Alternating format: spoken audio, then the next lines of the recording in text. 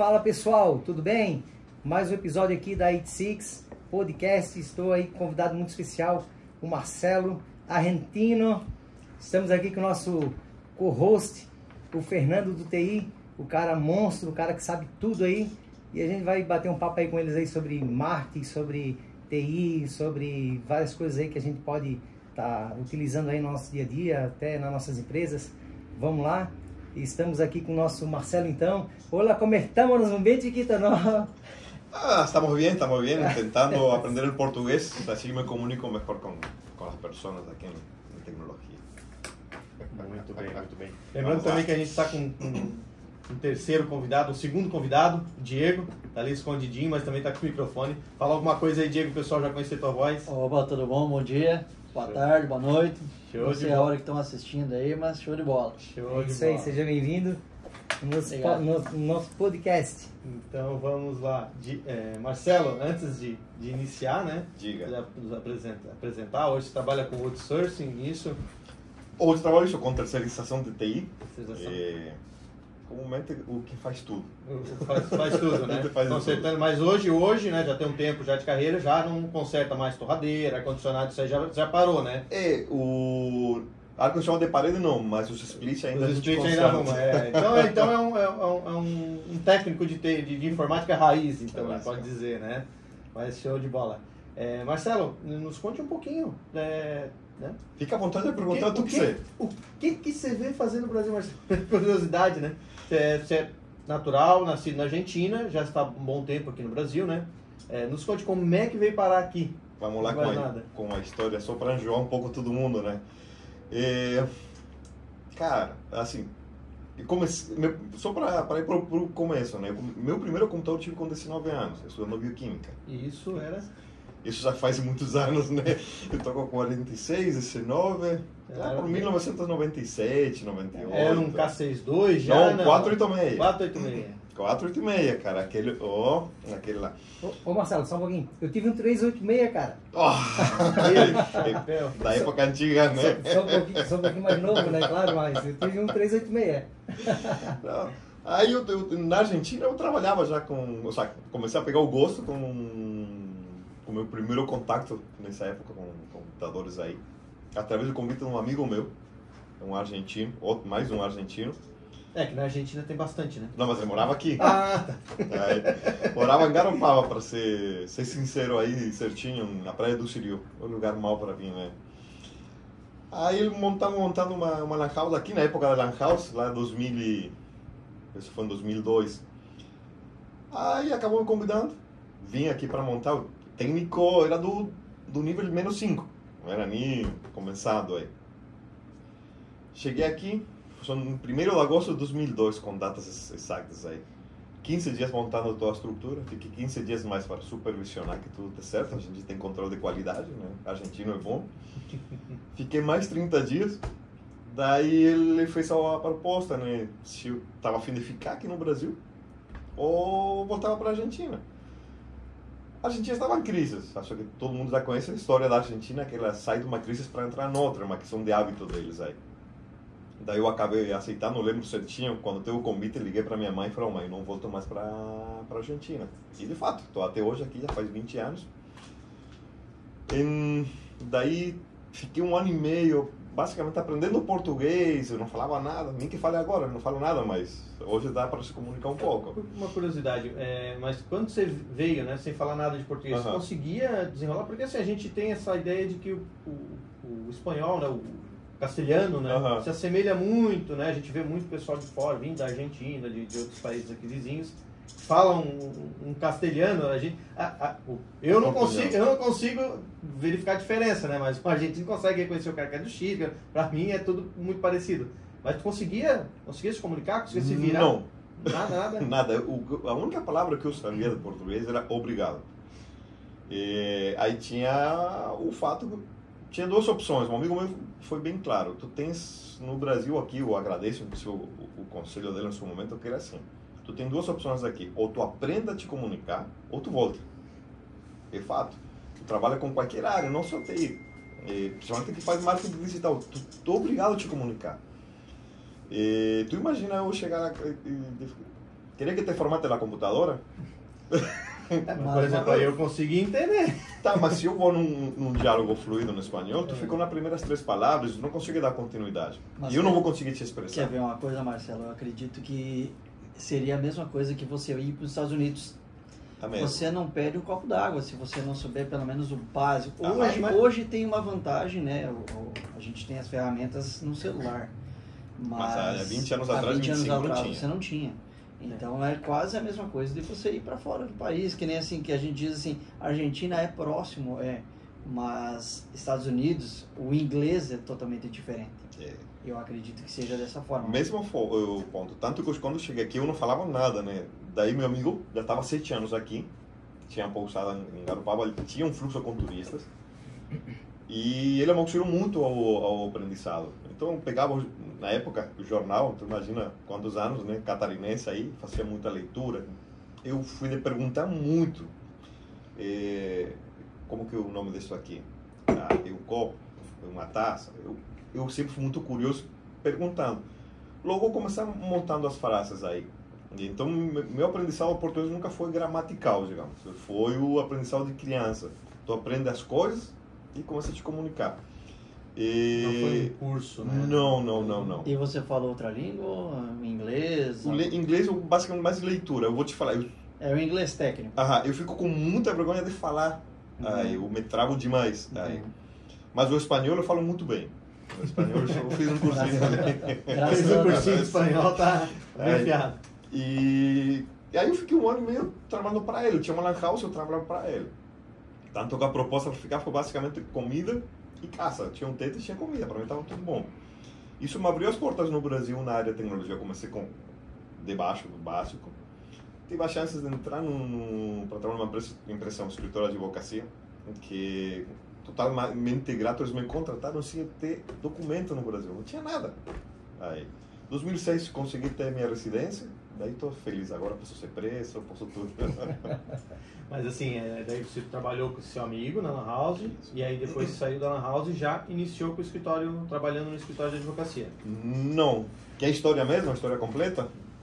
Vamos lá. 1 ano e meio eu saí das asas, digamos, do meu amigo. Aí eu, basicamente, casei, fui morar com, nesse momento, minha namorada. Ela tinha uma amiga, e a filha da amiga trabalhava para um escritório de advogados. E num jantar informal, mensagem, aí ela perguntou como me dedicar. Eu falei, conserto computadores, trabalhando basicamente como suporte. Aí falou, no escritório que eu trabalho, estão precisando de alguém que tu não quer uma entrevista? Eu não tinha nada a perder, eu sempre apostei a ganhar. Eu sempre falo, tu tens 50% perdido, tu tens outros 50%, tu pode obter a diferença.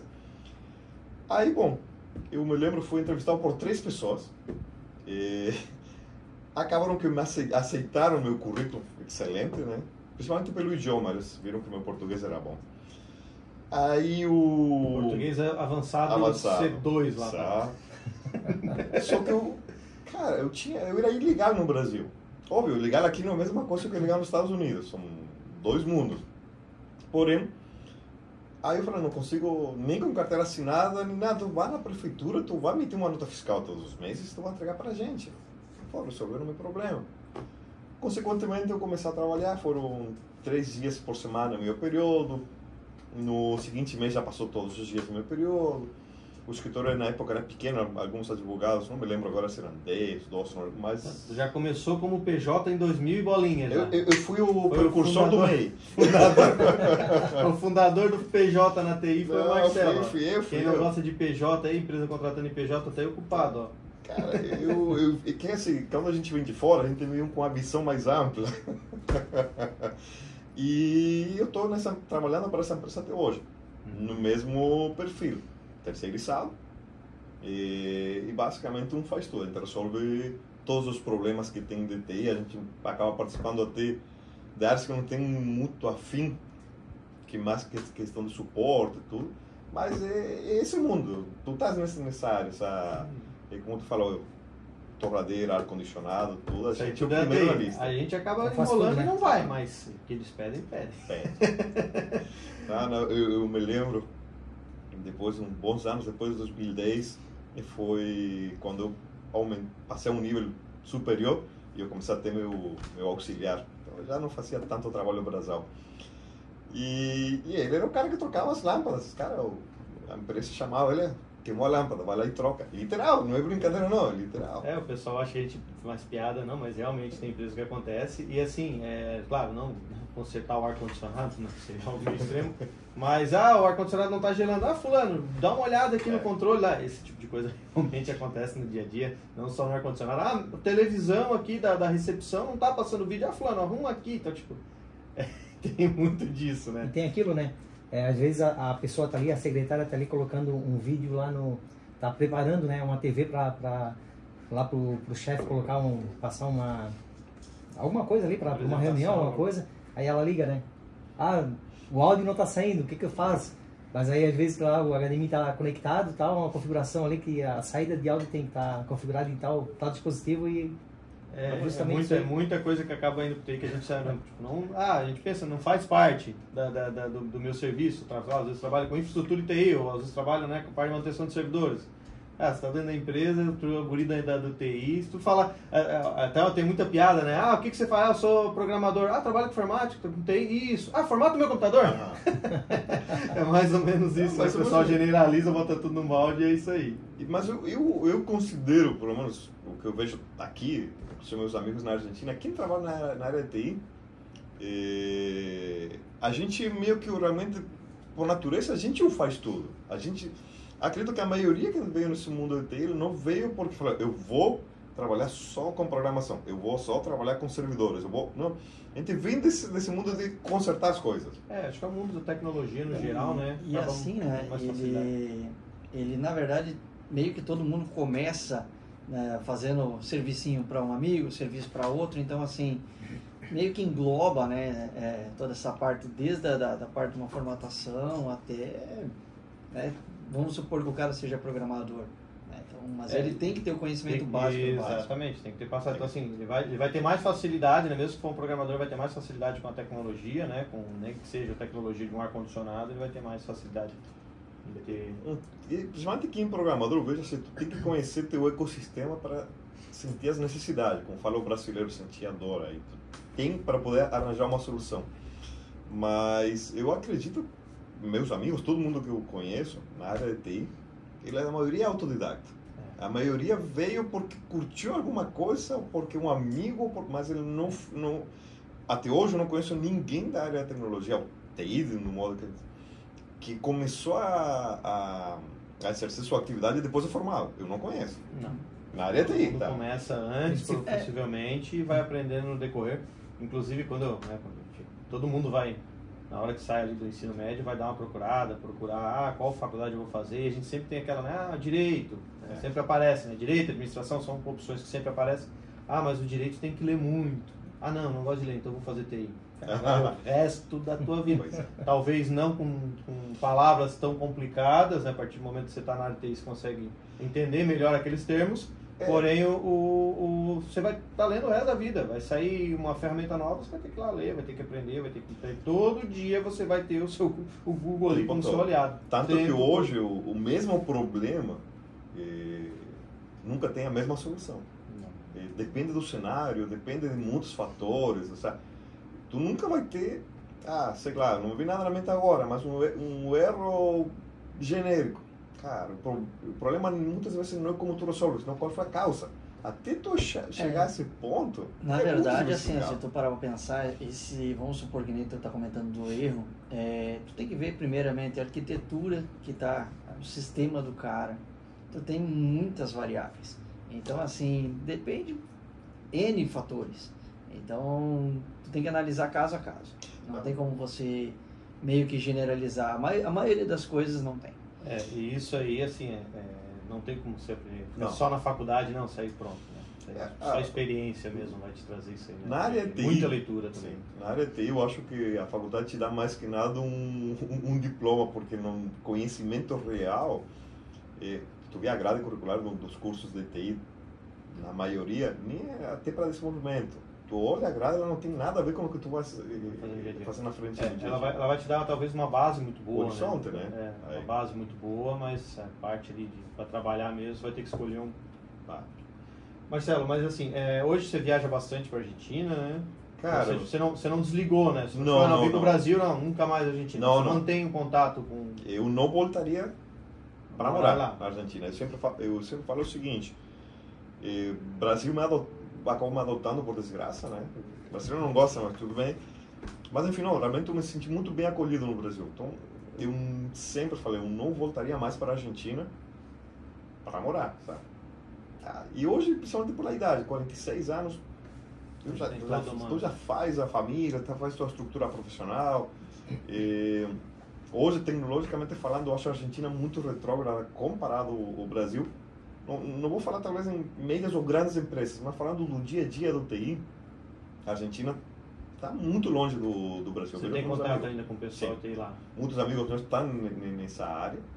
E tu senta com eles no bate-papo da cerveja e o churrasco lá na Argentina e tu percebe muito isso. Tu vê que o Brasil ela está muito na frente. E estamos falando de coisas simples, tá? Nem vou magnificar em ferramentas absurdas, mas a gente, talvez a gente faz no grupo aí, a gente acaba procurando muitas ferramentas para facilitar a nossa vida. Na Argentina, tu às vezes apresenta para outros amigos, legal. Então, tu percebe que está muito, muito diferente, distante do que o Brasil. Em questão de cultura, assim, você diz, é uma cultura diferente. Interessante que a gente entrou num tópico aqui sem querer, a gente acabou entrando no... Eu ia puxar esse tópico, você já puxou aqui, não precisou. Mas assim, o que você vê, por exemplo, em relação, culturalmente, diferença do Brasil e Argentina na nossa área de TI?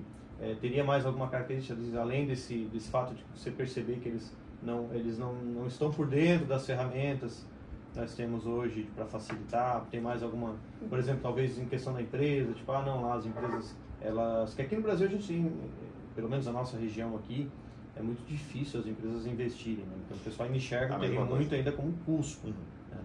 Investimento de TI, a gente fala, vamos investir em TI, mas a empresa não enxerga, a empresa vê aquele valor ali como um custo. Vou gastar mais com aquele computador, vou gastar mais com aquela peça, vou gastar mais com aquele serviço de e-mail. E na Argentina também tem essa... A mesma coisa, mas eu sempre falo, tem que separar um pouco o divisor de águas, né? Grandes empresas e daí a gente vai de meias para pequenas, que eu acho que o estándar é de 80% aí.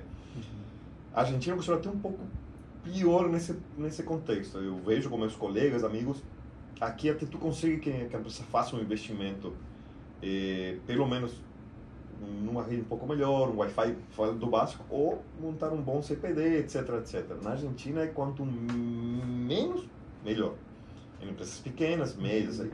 Realmente lá você vê muito mais como um gasto, literalmente, do que a gente enxerga aqui. Aqui tu tem até uma desculpa, tu consegue chegar com argumentos, ou seja, o porquê que vamos licenciar todos os equipamentos da empresa. Tu consegue explicar aqui para o diretor, o dono, do porquê. Ou por que vamos utilizar tal ferramenta, seja ela paga ou open source. Tu consegue. Na Argentina, o pessoal meio que não te ouve muito. Tu tem uma dificuldade muito enorme. Eu ajudo muitos amigos. Como a gente faz nos grupos aqui, que todo mundo tem ou dúvidas, todo mundo se ajuda, eu ajudo muitos colegas da Argentina. E na Argentina também eles têm essa cultura de colaborar? Eu vou te falar, eu acho o argentino muito mais solidário, de modo geral, não só com TI, que o brasileiro, sabe? Não que não seja. Todos os grupos que participam, todo mundo, mas o argentino, eu sinto que eles têm uma facilidade, ou eles acabam se sentindo muito mais felizes te passando informação, isso é no modo geral. Eu sinto essa diferença, posso estar generalizando, o que for, mas é o que eu sinto, tá? Mas eu, sabe, mais ou menos esse ponto, sabe? Lá eles gostam de passar informação. E é bacana que como você está aqui você iniciou a Lan House em 2002, né? 2002. Você pegou a fase, a velha guarda da TI, né? Que é o pessoal que é mais jovem aí, certo, tá acostumado, habituado hoje. O Diego é mais jovem daqui. Deve estar quando você começou com a TI? Feliz aí. Eu tô com 36. Não, é mais jovem. Tô jovem. Mas tu tá com que idade? Mas é que ele trabalha bastante, né? Eu sou mais novo aqui, então. Eu sou caçula, eu tenho 32. Não. Mas Diego, você entrou cara. Você entrou na TI com que era? Cara, eu comecei com 15 anos, cara. Ah, então tá. Pegou toda essa... Pegasse. Eu digo o pessoal que tá chegando agora, começou na TI depois ali do boom do YouTube. Não. Cara, eu sou da época do Mirk e ICQ. Nossa! O ICQ, cara, ICQ era bom demais. O Mirk era muito bacana, a gente entrava nos canais lá, tinha os scripts. Não, primeiro achava o hacker no Mirk. Nossa, a gente mandava lá um bot lá, tipo... Porque realmente o Mirk, né, hoje... O Skype, o Teams é muito fácil, né? Mas o Mirk não. O Mirk você tinha que conhecer alguma coisinha de programação, porque realmente era muito texto, né? Eu acho que hoje a maioria do pessoal de hoje não faz ideia o que nós estamos falando. Não. Mirk, ICQ... Olha, é DMSN pra cima. Quer ver uma curiosidade aqui, ó? Muitas vezes a gente tá fazendo uma reunião e tal, a gente fala muito sobre Instagram, Facebook, né? Lá na parte ferramenta ADS ali, eu falo assim, quem conheceu o Orkut ADS? O Orkut ADS existia, pra mim o Orkut ADS era um moleque lá mandando scrap spam. Eu me lembro, cara, quando eu tava estudando, né, o link de internet da faculdade era 128K, cara, sabe? Sim. Aí quando tinha 5 pessoas conectando, esquece. Não rodava. Aí que a gente fazia... Já passaram tanto, pegava a linha telefônica da faculdade e faziam, na Argentina tinha as ligações de internet de escada era através de um número específico, era o 0610, se não me engano, não me lembro agora, que tinha tarifação reduzida ou com pacotes depende do horário.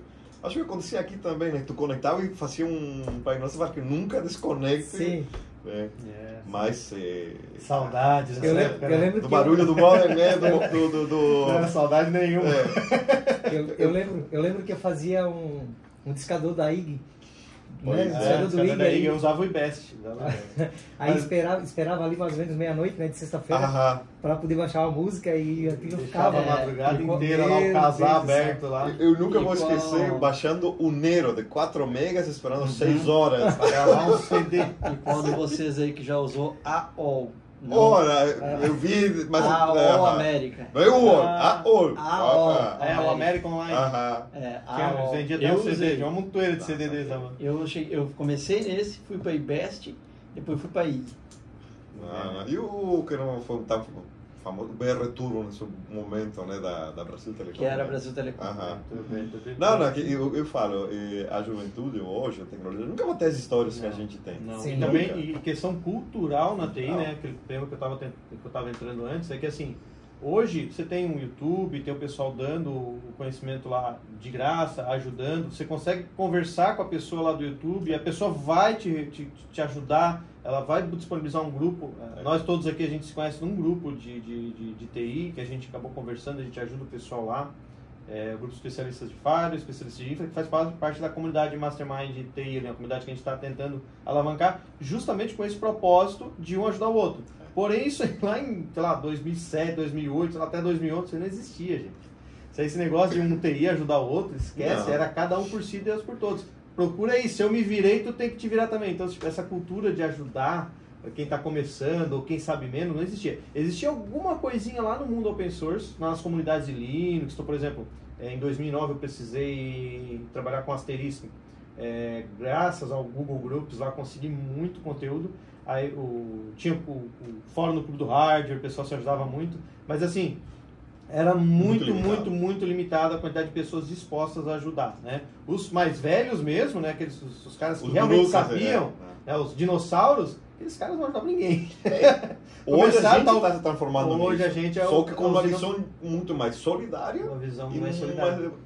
Porque a gente passou por isso. Passou aquela dificuldade. Então, assim, hoje você não vê mais livros de TI, livros sobre o Windows Server, livros sobre Linux. Você não vê. Naquela época era livro. Naquela época você tinha que ir lá, esqueci o nome da editora lá que tinha livros só de TI, você tinha que ir lá e comprar um livro, ler e aprender para conseguir. Hoje não, hoje você tem um conhecimento muito mastigado no YouTube, tem bastante documentação em fórum, tem os próprios grupos, né? Tipo, fiz tudo certinho, tô com dificuldade, vai lá no grupo, o pessoal vai te ajudar. Tem situações que a gente conecta, né? A gente conecta no computador da pessoa e diz, peraí, o que tu tá fazendo de errado? Dá teu one desk que eles vão conectar, vamos ver o que tu tá fazendo.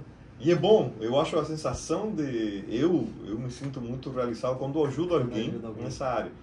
E eu acabo aprendendo muito mais ajudando que procurando algum determinado assunto para aprender. A gente teve ali, né? Teve uma situação, acho que foi na quinta-feira, né, Marcelo? Foi a noite lá. Eu pensei que o rapaz era um iniciante, né? Ele, até para contextualizar, pediu ajuda no grupo. Só que tu viu depois lá. Eu, Marcelo e mais um colega, a gente estava no Discord ali conversando, batendo papo. Era tática, a gente tava... Isso. O rapaz pediu ajuda no grupo, eu digo, vamos ajudar, né? O rapaz iniciante, tá começando agora. Passa ali 10, que a hora que eu abri o provedor da internet. O cara não tinha um tueira de tinha mais de 50 VPNs aí. Mais de 50 VPNs, então, ou seja, não tava falando com o Júnior ali. A gente tava falando com um cara, né? Poderia dizer até sênior, tipo, o cara tava com um equipamento ali com várias conexões e tal, e tava com uma dificuldade. Aí na hora que eu vi aquela, eu já tremia agora, cara. Como é que eu vou ajudar? O cara provavelmente tem muito mais conhecimento que eu, pelo estrutura. Tá, e no fim, tu resolveu o problema. Resolvemos o problema para ele. E aí, imagina, né?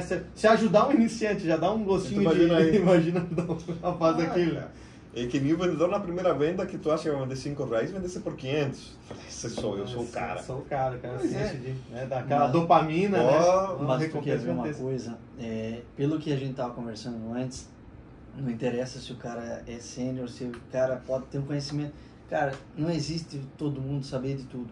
Então, assim, às vezes uma coisinha você sabe e o cara pode ser o cara, sabe? Mas alguma coisinha que você passou e ele não passou, você pode ter pegado. Sempre duas cabeças vão pensar melhor que uma. Sempre. Por mais limitada que uma delas seja, sempre vai pensar melhor. O problema é que quem está com o problema... Está cego, né? Não consegue enxergar. Tu está estressado, tu está preocupado, tu te fecha. Aconteceu inúmeras vezes, vinha algum amigo olhar assim, olha, tu esqueceu. Meu Deus. Basicamente que foi no fim, acabou sendo talvez o caso do... Era um conflito de IP, mas assim, às vezes você está tão focado ali que não, eu fiz tudo certo, tem que funcionar, tudo certo, tem que funcionar e acaba faltando algum detalhe. Tu tá negando achar o erro muitas vezes, de forma inconsciente. Assim. Então deixa eu contar uma para vocês, ó. Eu trabalho com desenvolvimento e programação aqui dentro da agência, né? Então eu sou o gerente de projetos aqui. E eu fazendo um aplicativo, e esse aplicativo ele estava correndo tudo bem, tudo certo, e eu estava ali com a cliente na hora fazendo os testes ali para liberar, né? E daqui a pouco travou no cadastro de usuários. Eu clicava no cadastro de usuários e não abria aquela página, né, que eu tinha programado. E aquilo eu rodei, cara, e fui indo, e eu estava com ela sentada do meu lado, né? E mostrando ali como é que ia fazer, e aquela página não abria, eu abri o código para ver, cara. E geralmente a gente faz no Mac, né? E o corretor do Mac, ó, por incrível que pareça, mudou o usuário e colocou acento, cara. No código, aí... Comum. E aquilo ali, e aquilo cegou, e eu vi aquele usuário escrito com acento e não me tocava naquilo. E é basicamente isso, né? E eu estressei com aquilo, sabe? O famoso vê, mas não enxerga. O mais que para ter uma ideia, tem um rapaz que trabalha comigo, e toda uma pessoa chamada simples criação de usuários, né? Aí foi no Windows Server, no Active Directory, criou o usuário, o João, não tem como esquecer agora, e cara, não está sincronizado. Que deu? Ele já tinha cometido muitos vezes erros quando criou o usuário no Windows. Espaço, não usuário, não dá, né? Aí eu printei e mandei para ele. Acha o erro. Aí eu falei, o espaço na frente não, acha o erro. E eu olhava, eu não sei. O João, eu não sei como em português, a cobrinha. O tio. Eu evito acentos. O Windows ele se comporta muito bem. Mas no nome do usuário. Mas ele até consegue, né? O Windows ele se comporta bem, mas eu evito porque assim, o Linux já não é um cara que se comporta bem com acento. Ele é bem não objetivo. Se comporta bem com o espaço, não se comporta bem com... É case sensitive, você tem que cuidar se você vai usar maiúsculo no Windows. Boas práticas, né? Então o acento eu já evito até porque assim, né, gente? O acento é um negócio do português, né? E a internet, a API em si é universal. Então assim, você tem que pensar um negócio, né? Tipo, e no além, além. É além. Lá na Europa, lá não sei se Itália, lá, Alemanha, não vai ter aquele teu assento. Vai ter assentos diferentes lá, mas não vai ter aquele. Então, você tem que pensar um negócio macro, né? Então, senão, às vezes, você está fazendo aqui um usuário que você vai integrar com uma AWS, um cara lá instalou o Linux em inglês, o seu usuário já não vai funcionar lá, ou a pasta já não vai ler lá, ou o nome daquele arquivo vai aparecer todo desconfigurado, porque está utilizando outro tipo de codificação, não está usando TF8, tipo... Tem que ter um padrão mínimo, pelo menos. Mas aí volta ao ponto da velha guarda. Essa nova geração hoje na área de tecnologia em TI, eu vejo que realmente está muito no copia e cola. Eu não estou longe de ser um especialista, um gênio, nada, né? Então, mas eu já me deparei com muita gente que tu pergunta, o que tu tá colando aí? Só para que a pessoa consiga te falar, cara, é para que se faça isso e aquilo e tem um resultado X. A pessoa te olha e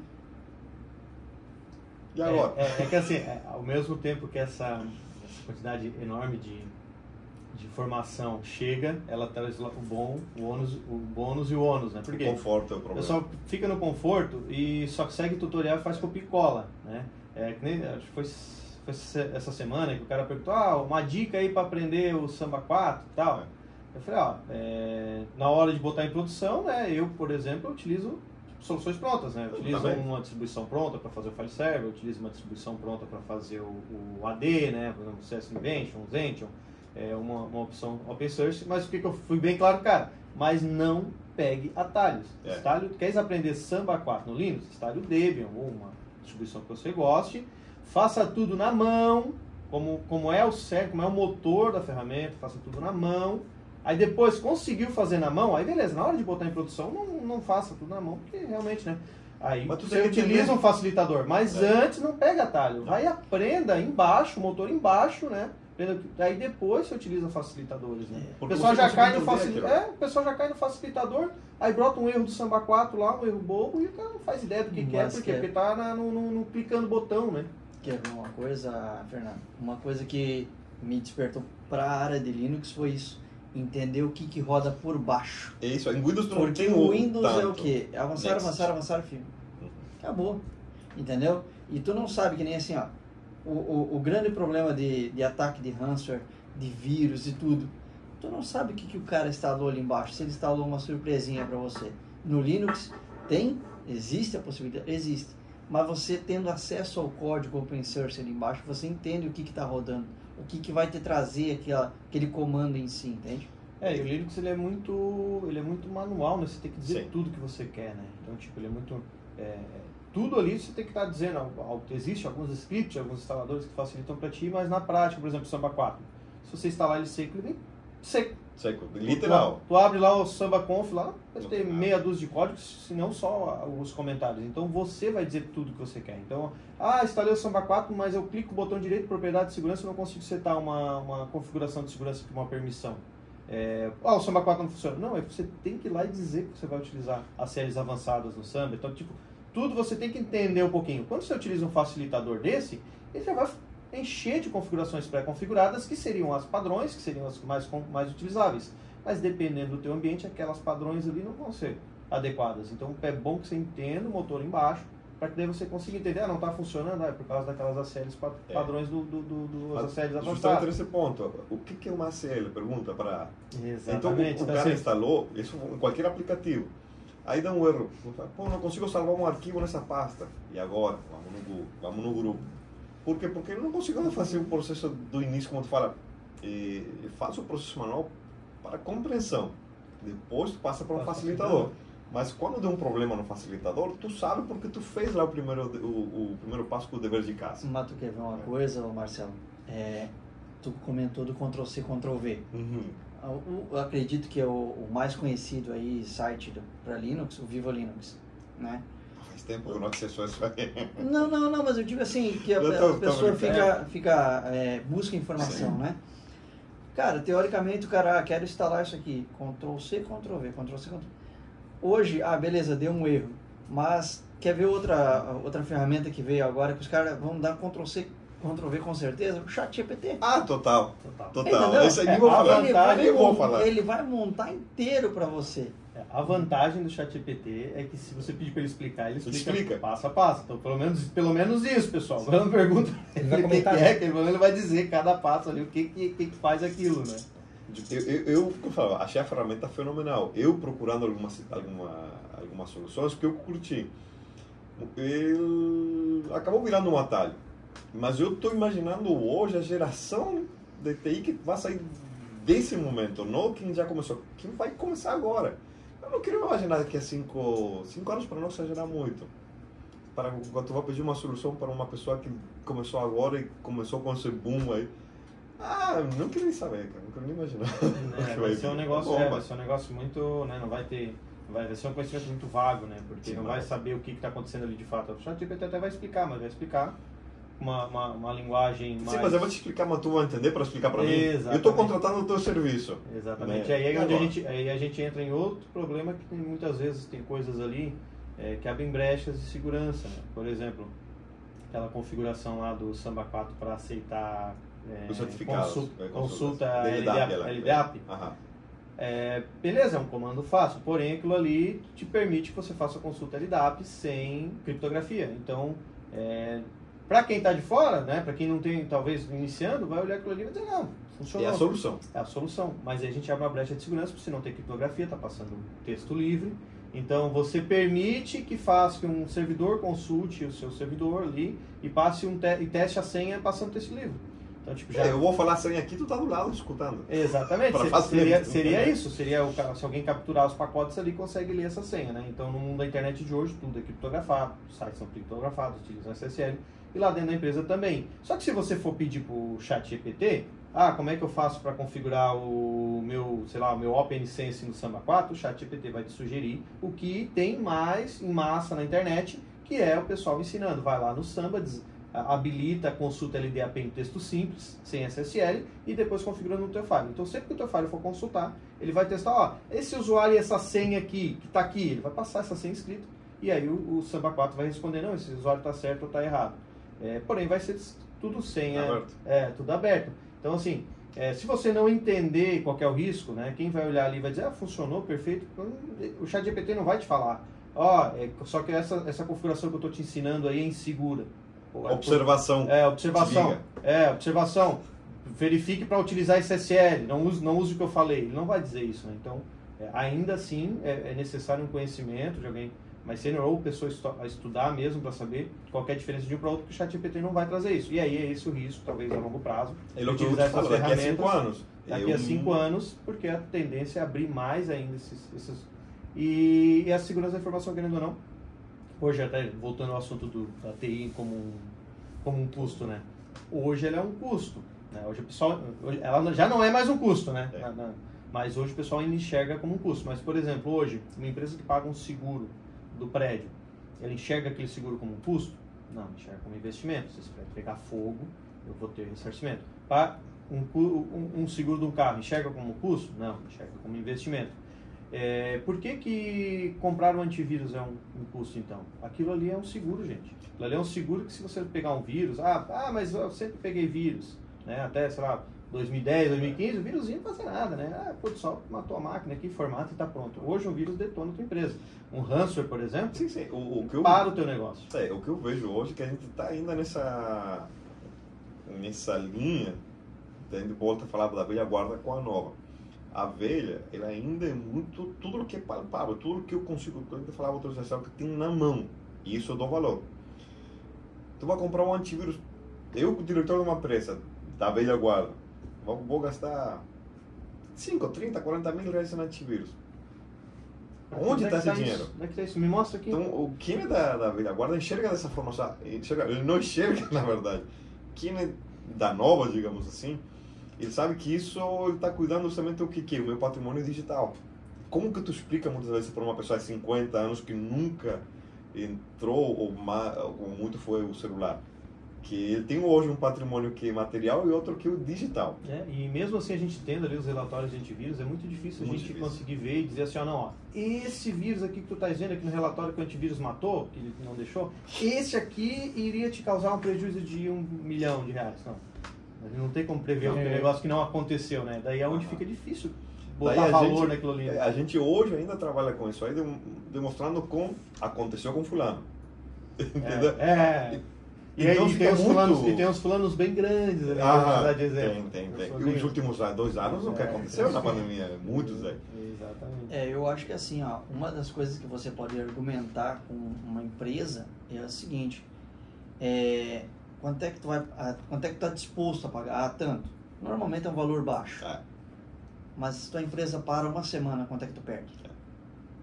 Entendeu? A hora que tu faz para essa pessoa botar na ponta do lápis, se ela ficar uma semana sem sistema parada, ela vai perder muito mais do que ela tem um gasto daquele ali, a pessoa repensa. Até dá para botar essa pulguinha atrás da orelha do empresário, mas na prática ele vai pensar assim, mas nunca aconteceu, minha empresa tem 20 anos. E realmente nunca aconteceu, por quê? Porque até 2010, volume de infecções, até você compara. O poder destrutivo, né, de um vírus até 2010, até 2011 era muito menor. Agora, é exponencial o crescimento. Tanto que a gente hoje pode falar vulgarmente, hoje tem sequestro digital, que nunca ninguém imaginou. E assim, tu quer ver uma coisa, Marcelo, que nem nós estávamos comentando do ChatGPT. Cara, agora eles botaram algumas políticas, mas no começo, quando foi lançado, o que eles fizeram? Eles desenvolveram ransomwares e atacaram em massa. Phishing. Imagina tu usar a inteligência artificial para que ele faça para ti o melhor e-mail phishing que seja mais convincente. Tipo, ele tá usando uma montoeira de métricas para conseguir pegar o melhor e-mail. Vai entregar o perfeito. Exatamente, vai te entregar o e-mail que mais vai conseguir atingir pessoas. Tipo, um funcionário grátis, com toda a qualidade e habilidade. Para você poder fazer. Rápido, né? Rápido, nossa, demais. Ontem eu lembro que mostrei para minha esposa e coloquei aí ela falou, tá bem mais rápido que eu perguntar no grupo. Sim. Mais rápido que perguntar no grupo, porque ele já traz muita coisa mastigada. Né? Uma coisa interessante ali que você estava falando ali, né, de colocar na cabeça do diretor ali que é importante, né, a importância de gastar para ter o ativismo. Esse é o problema, não tem que falar gastar, não é um gasto, é um investimento. A gente continua errando nesse ponto. É a palavra. Gasto. Palavra. Ninguém quer gastar dinheiro. Se eu te falo que tu vai viajar e tu vai gastar, tu não vai. Se eu te falo que tu vai desfrutar da viagem, tu vai curtir, é outro contexto. E assim, pelo menos a última informação que eu tinha, é que de dados que eles botaram, imagina, ChatGPT é só texto, era 45 tera. Então assim, em texto, é absurdo de informação que ele tem. Agora deve ter muito mais, porque o que os caras estão desenvolvendo em cima dele é absurdo. E isso vai acrescentar, não vai somar no dia a dia. Com certeza. Mas estava falando o quê? Hoje, só voltando ali no ChatGPT, ele está na versão 3 ali, né? Não lembro agora. Acho que é na versão 3. Parece que tem alguns números ali bem grandes ali, que se a próxima versão que vier aí, parece que vai ser bem louco ali, bem punk. Esse já tá que assim, a inteligência, para quem não sabe, ela vai se auto-treinando, né? Sim. Vai se auto-treinando. Então, assim, ela, por padrão, né, se faz ali, monta ali um algoritmo de inteligência artificial, quanto mais você usa, mais ela treina. Então, essa galera, o mundo inteiro usando isso, só dobra o poder de processamento dela. Tipo, ela vai treinando, ela vai ficando cada vez melhor, a rede neural fica cada vez melhor. Então, né, tipo, abriram para o público. Antes era só eles treinando a rede estava se treinando sozinha. Agora abriu para o público, tá todo mundo botando informação ali. Aquela informação que tu bota, apesar de boba, ela consegue aprender com aquilo. Então, ou seja, é questão de 6 meses, não sei 6, o número exato, mas com certeza ela vai dobrar o poder dela de processamento. Eu comprei, né, o Plus, $20, não é um absurdo. Eu acho que deu 109. E, então, tipo assim, não é um valor absurdo e o que tu tem ali de uma ferramenta excepcional. Sim, então, assim, a diferença, a que eu tava a grátis, a free, e a Plus, é absurdo a velocidade que ela te dá a resposta. É absurdo. Ela monta códigos um em cima do outro. Não vou contratar teus serviços, já sei que não são teus. Marcelo, mas se a gente pensar por esse lado aí, nenhum serviço da TI é realmente nosso. Ninguém inventa mais a roda, né? Tanto que tu vê, até no próprio grupo, né? Quanta gente está começando e vende algo que não sabe, vai no grupo para resolver o problema que ele arranjou para poder e fala que é dele. dele. Todo mundo fez. Sim. Todo mundo, sabe? Ninguém pode pode falar, não, eu... Mas falando já do custo ali, até vamos perguntar para o amigo aqui no marketing digital, eles veem como... Eu creio que temos esse problema também no marketing digital, né? Porque é só olhar a quantidade de panfleto que ainda tem. Tem gente que panfleta ainda. Como vocês, aproveitando justamente essa linha, como que no marketing digital, como vocês encaram, justamente como a gente falava da área de suporte, digamos assim, com essa velha guarda que não quer investir em tecnologia, como vocês tratam isso hoje com o cliente entrando no mundo digital, com o cara que ainda talvez está pensando no panfleto na esquina, na sinaleira? É uma boa, porque eu não tinha pensado nisso. Assim, deve dar algum retorno? Com certeza. Deve ter ainda um público que não está no meio digital. Quer dizer, que não está muito difícil. Mas assim, é um custo muito alto você imprimir panfleto, pagar uma pessoa para entregar. Além de toda a questão ecológica. Toda a questão ecológica para a quantidade, sei lá, eu não sei quais são os números hoje, mas eu imagino que hoje o panfleto deve ter o retorno de 1%. E olha lá, e outra, panfleto focalizado ao grupo da esquina. Cara, como é que você vai acertar o teu público? Como vocês tratam isso hoje? Cara, como vocês encaram, na verdade? Já virou entrevistado. Vamos voltar, vira para ele. Eu até ia puxar esse gancho, né, naquela hora que eu estava falando ali. Justamente a gente tem essa dificuldade com um empresário mais antigo. Então a empresa que tem mais idade no mercado aí, ela não quer entrar no digital, ela até quer, né? Então como a gente oferece ali serviços de marketing digital, o dito tráfego pago, né, para colocar o anúncio dele lá para aparecer para mais pessoas, ele acha que não precisa daquilo ali. Então... Eu vou te interromper um minuto aí, antes que eu me esqueça. Cara, eu não gosto dessa palavra tráfego. Sim. Eu acho ela ruim. Eu acho ela traz uma sensação de tipo, porque a gente vê aquilo que a gente escutou sempre, tráfico de droga. Sim. Eu não gosto. Continua, desculpa. A gente fala que é o gestão de anúncios, né? Então, vulgo tráfego pago. Vamos trocar para a banda. Então a gente tem essa torção de nariz, né? Como se diz. Por essas empresas mais antigas aí, e o jovem, ele tá mais aberto, né? Essa parte do físico, né? Do material físico, eu vejo, no nosso caso aqui, que ele dá resultados quando a gente vai entregar esse material físico para um cliente específico, né? Então, eu prospectei o cliente, eu achei ele, eu falei com ele, e eu estou indo lá levar esse material. Então, vale a pena eu gastar, imprimir e levar. Como uma apresentação, né? Isso, mas é o focado. Para daí expandir com o teu produto. Exatamente. Agora, essa parte, né, do novo para as empresas mais antigas é uma barreira, tá? É uma barreira porque eles não querem gastar, investir, né? Eles acham que é muito alto, porque além de pagar... a gestão, né, do anúncio, ele tem que investir ainda no... Porque antigamente, o que era? Tu tinhas o que o pessoal fala muito aqui no Brasil, né? A gente não usa a palavra, o sobrinho que faz a arte e manda imprimir na gráfica. Isso. Antigamente era o processo. Hoje não. Hoje tem todo um processo de inteligência, digamos, no meio, onde tu analisa o teu mercado, o público-alvo, aonde, como. Assim, você consegue, no marketing digital, né, você consegue filtrar, por exemplo, um mercado de bairro, né? Eu vejo ainda esse pessoal de mercado panfletando. Aí você pode pensar, mas porque realmente é um pessoal mais velho, mas olha só o quanto de panfleto você vai ter que jogar fora para atingir 1% daquele pessoal mais velho que vai passar na rua. Enquanto as senhorinhas, que são o público, acho, principal do mercado, né? Tipo, claro, todo mundo precisa do mercado, mas vamos trabalhar com montante, né? A gente quer tirar no maior número. Essas senhorinhas estão no Facebook. Elas estão lá. A minha mãe, né? A senhora, ela tá lá no Facebook. Ela tá até no YouTube, ela assiste YouTube. Mas, por exemplo, Facebook, faz um marketing e joga lá no Facebook. Mas eu vou... pessoas, né? Isso, mas eu vou ter que gastar mais do que eu gastaria com o panfleto. Mas, meu amigo, você vai poder dizer lá que você quer que entregue de idade tal a idade tal nesse ponto geográfico aqui. Então, vai ser uma assertividade tão grande, mas mesmo assim, como é que você vai convencer o cara lá com o mercado, tá 30 anos lá naquele bairro, você vai chegar lá com o senhorzinho, você não, cara, fiz a vida inteira panfleto, tá funcionando. Porque ele não está conseguindo discernir o retorno que ele vai ter. Ele vê o que eu vou investir, o que eu vou gastar, essa palavra que eu não... O que eu vou gastar nisso. ele não fala que isso vai trazer um retorno maior. Ele fala, se eu gasto 500 pila em panfleto, pô, tá R$3.000, pô, são R$2.500 a mais.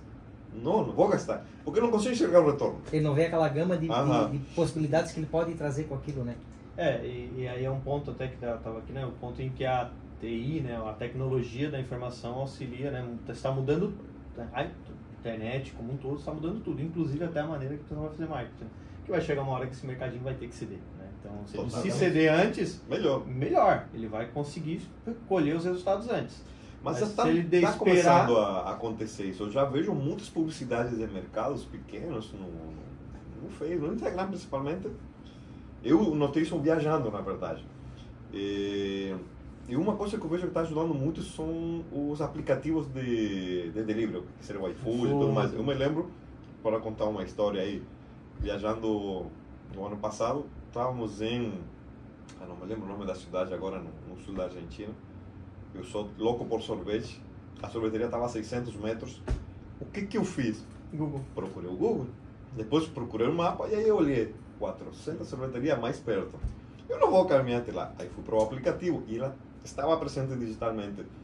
Tanto no próprio... mas você fez um comportamento, você demonstrou um comportamento que até o pessoal prega muito marketing digital, que é aonde que é o primeiro ponto para publicar. Pessoal, vou no Facebook. Não, primeiro você vai no Google.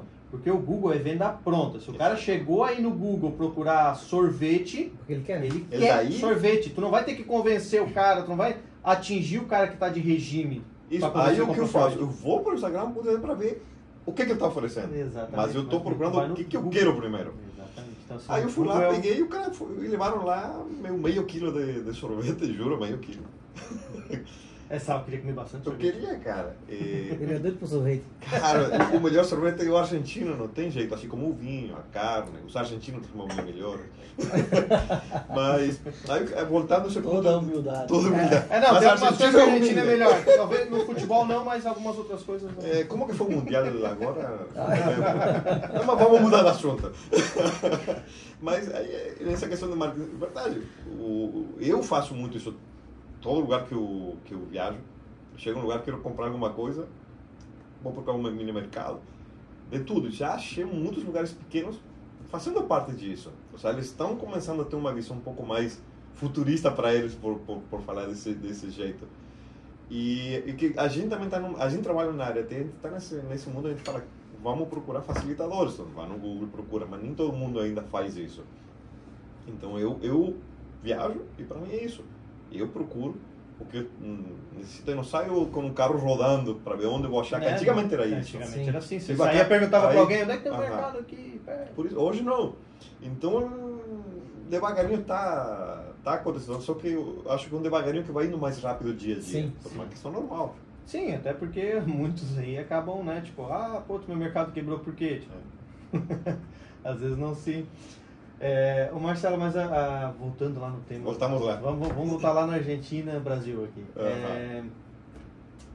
Sentiu, quando você veio da Argentina ali, por ser, né, estrangeiro, teve algum desafio a mais que tu pensou assim, não, esse desafio eu estou enfrentando porque eu sou estrangeiro, que um brasileiro não teria, sei lá, preconceito? Não, eu vou te falar, isso é algo pessoal, né? Eu me considero que eu fui muito abençoado, sei lá, eu nunca tive um mínimo de problema com ninguém aqui, salvo a polícia, mas isso é outra história. Não, falando sério, nunca tive problemas, nunca senti dificuldade. Ou seja, a dificuldade é normal em qualquer outro lugar. Ou seja, o fato de você ser estrangeiro, pra você, não. Tipo, não, eu tava concorrendo parelho com todo mundo. Tanto aqui. Que, no meu caso, que melhor prova, né? É que eu comecei a trabalhar para um escritório sem nem ter a residência no Brasil. Eu legalmente não tinha nem como trabalhar com eles. De fato nenhum, não tinha nem como abrir empresa, muito menos CLT, né? Então tu imagina, se eu vou num fato de oportunidades, eu acho que eu nem me encaixo nesse ponto de falar, não, porque tu é argentino, vamos te filtrar. Cara, eu entrei para trabalhar sem ter nada, não tinha nenhum documento. Eu viajava a cada 3 meses para a Argentina, ia na fronteira, só para pegar meu visto para voltar e ter 90 dias mais. Sabe? Tudo o que poderia ser contra, eu tive a sorte de isso não me afetar. Né? Mas eu falo discriminação, dificuldades, teve a dificuldade do idioma, coisas que foram totalmente independentes da área profissional. Mas também, como muita gente fala, sabe, nem todo é sorte, senão que tu tem que querer aquilo, tu tem que acompanhar, tem que sacrificar por aquilo. Tu tem que botar a tua parte. Então, eu nunca tive problema, não, graças a Deus. E, né, você atende hoje uma empresa com quantidade considerável de advogados, né? Então pode dizer que você está mais o seu atendimento principal hoje são advogados, no escritório de advocacia.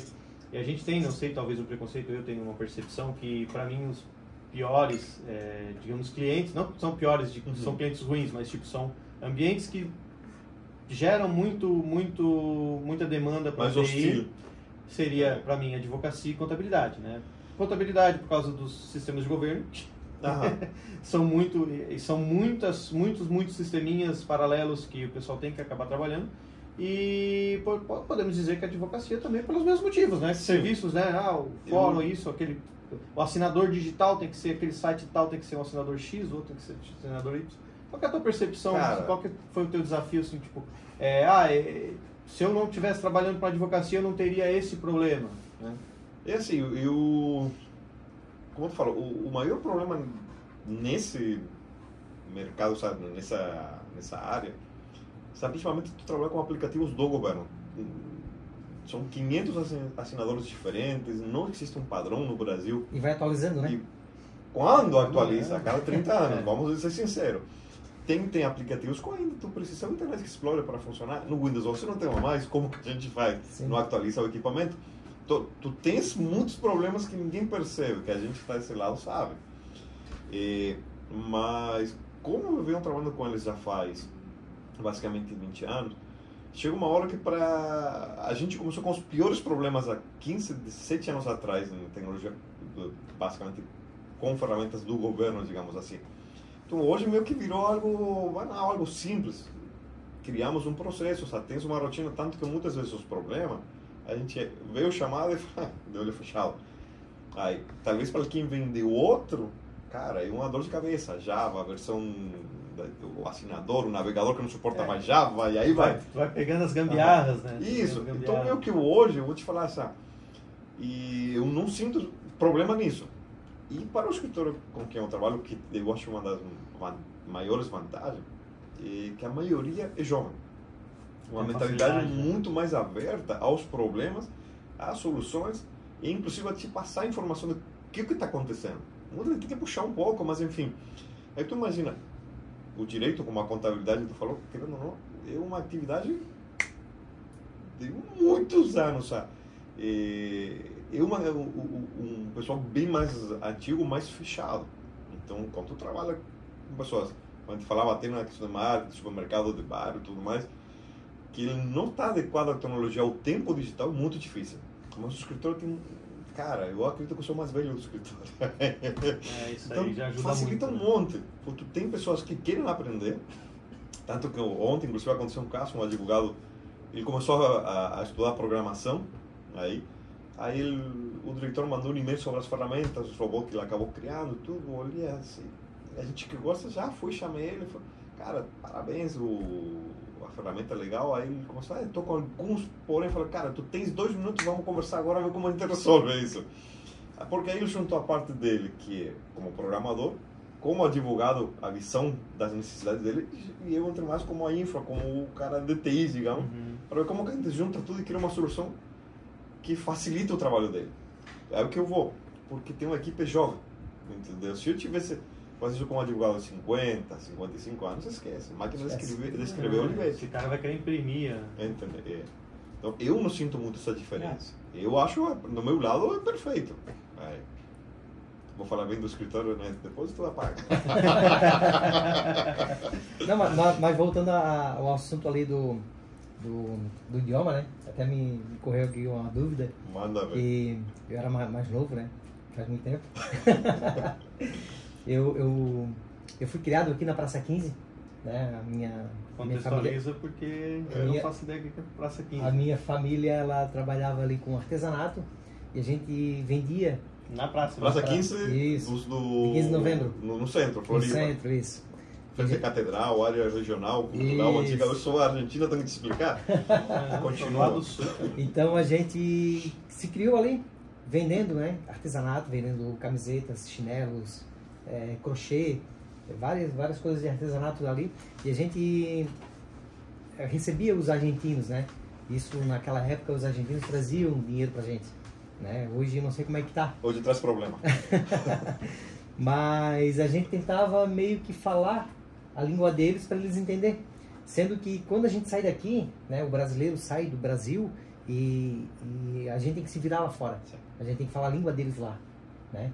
E isso aconteceu contigo? Tipo, quando falavas com um brasileiro, ele tentava falar a tua língua para tu entender? Cara, eu vou normalmente passar a minha opinião pessoal, tá? O que aconteceu comigo. Eu acredito que pelo fato de eu chegar no Brasil já vim com essa mentalidade do que eu falei no início do meu amigo, falou, aqui ou tu aprende o idioma ou tu vai embora. Sim. Então eu já me esforcei, sempre dar o máximo de mim para tentar me comunicar. E sempre aconteceu, até hoje acontece ainda conversando que o meu português de 20 anos a hoje ele é bem melhor. Mas eu sinto que as pessoas, na época era muito mais, pelo fato de eu ser argentino e já não falava português, a pessoa se bloqueava. E o mais engraçado era o seguinte, eu começava a conversar com a pessoa devagarinho, eu entender e me fazer entender. Depois de uma hora que a pessoa relaxou, que já virou meu amigo, cara, ela entendia tudo. Estamos chegando já no finalzinho, né? Mais uma perguntinha aqui antes de encerrar. Marcelo, beleza, você veio da Argentina, montou uma empresa aqui no Brasil, 20 anos, já no mais de 20 anos, né? Bem, 2002? Podemos dizer 20 anos, como empresário, que uns 16? Desde que comecei? Desde que começou, teve que começar cheguei no Brasil, o PJ, né? O PJ, assim, PJ. Mas não, formalmente como empresa, 2004. 2004, Esse foi no mês de fevereiro, tem 19 anos. Um largo conhecimento.